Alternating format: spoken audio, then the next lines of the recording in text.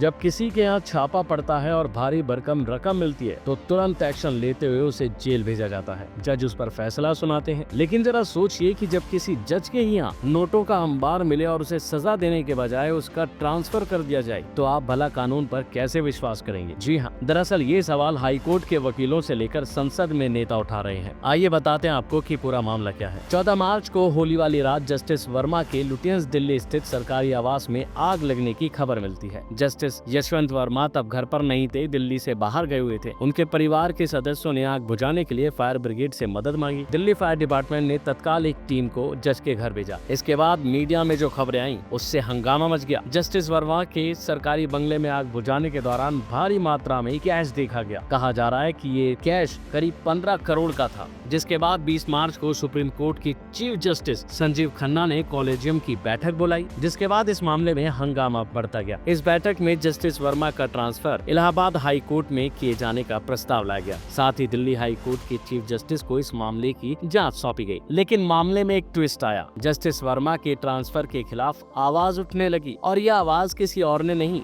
बल्कि खुद इलाहाबाद उच्च न्यायालय बार एसोसिएशन ने उठाई। वकील इस मामले में खूब भड़कते हुए नजर आए और खुद कानून की दुहाई देते हुए उन्होंने क्या कहा, सुनिए। है कि अभी जो हम लोग को जानकारियां मिली सोशल मीडिया से, हमारे कुछ कलीग जो दिल्ली में रहते थे उन्होंने बताया कि कुछ अखबारों में ये खबर छपी कि, और वैसे बहुत सारे मीडिया हाउस में ये खबर तैर रही है कि एक माननीय जज साहब के घर पे आग लगी।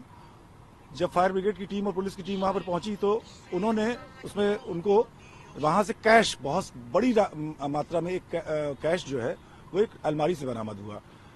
और इस पर आनंद फानंद में सुप्रीम कोर्ट की कॉलेजियम बुलाई गई और उस कॉलेजियम से हमने ये फैसला लिया कि इनका transfer parent high court Allahabad high court में कर दिया जाए।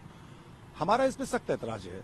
हमारा ये कहना है कि क्या भ्रष्टाचार के आरोप को झेल रहे एक माननीय जज साहब, जिनको जो कहीं और पे पोस्टेड थे, वो यहाँ से जा चुके थे ऑलरेडी, उनकी अपनी स्वैच्छिक रूप से उन्होंने स्थानांतरण लिया था और वो यहाँ पर फिर भेजे जा रहे हैं। क्या हमारा हाई कोर्ट डस्टबिन हो गया है कि किसी जज के ऊपर अगर कोई चार्ज लगता है तो उसको इलाहाबाद हाई कोर्ट भेज दिया जाए? क्यों इलाहाबाद हाई कोर्ट भेज दिया जाए? क्या हम लोग का कोई वो नहीं है, हम लोग का अस्तित्व तो नहीं है? हमारी जुडिशरी यहाँ पर क्या निर्णय लेने के लिए जुडिशरी का स्वतंत्र होना आवश्यक नहीं है क्या? यहाँ पर एक भ्रष्टाचार का आरोप झेल रहे जज साहब को यहाँ भेज करके ये क्या साबित करना चाहते हैं? हमारी ये रणनीति, हमने इसमें मंडे को 1 बजे हमने जनरल हाउस बुलाया है। हम उस 1 बजे हम उसमें फैसला लेंगे। अगर हमारे साथी अधिवक्ता तैयार होते हैं तो हम लोग एक बहुत बड़े आंदोलन के लिए तैयार होने जा रहे हैं। सोमवार को 1 बजे। देखिए, आप सब जानते हैं न्यायपालिका कैसे चलती है या न्यायपालिका की ताकत क्या है। डेमोक्रेसी के 3 पार्ट, लेजिस्लेचर है, आप चुन के भेजते हैं। कौन चुनता है? पब्लिक। उसके बाद क्या आता है? एग्जीक्यूटिव। उसी में चुने में से कुछ लोग एग्जीक्यूटिव में आते हैं। और तीसरा पार्ट है न्यायपालिका। न्यायपालिका की ताकत कौन है? पब्लिक। तीनों पूरे इंटायर नेशन जो डेमोक्रेटिक सिस्टम है उसकी ताकत है पब्लिक। अगर पब्लिक का विश्वास न्यायपालिका से हटेगा तो क्या होगा ये खुद आप अंदाज लगा लीजिए। पूरा देश कोलैप्स करके नीचे चला जाएगा। एक सामान्य कर्मचारी के घर पे 15 लाख रुपया मिलता है तो उसको जेल भेजते हैं। एक जज के घर पे 15 करोड़ रुपया कैश मिल रहा है, उसको घर वापसी का इनाम दिया जा रहा है। क्या हाईकोर्ट, इलाहाबाद हाईकोर्ट क्या डस्टबिन है, कचरा बिन है? करप्शन के खिलाफ हाईकोर्ट बार बिल्कुल स्ट्रांग फुटिंग पे खड़ा है। हम उसका स्वागत यहां नहीं होने देंगे। उनका ज्वाइनिंग अगर होती है, we will sign the high court, lawyers will abstain from work.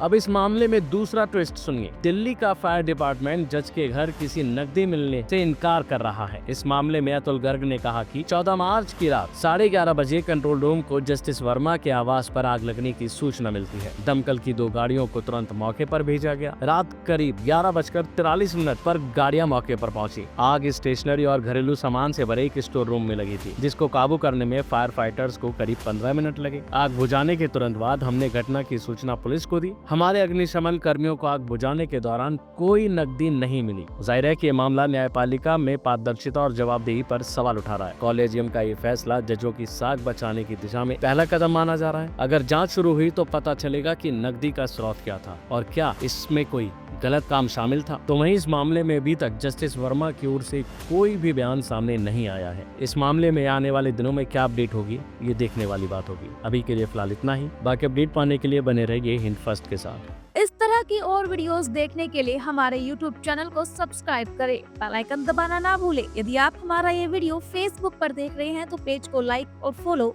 जरूर करें। हमारे अन्य सोशल मीडिया पेजेस से भी जुड़े।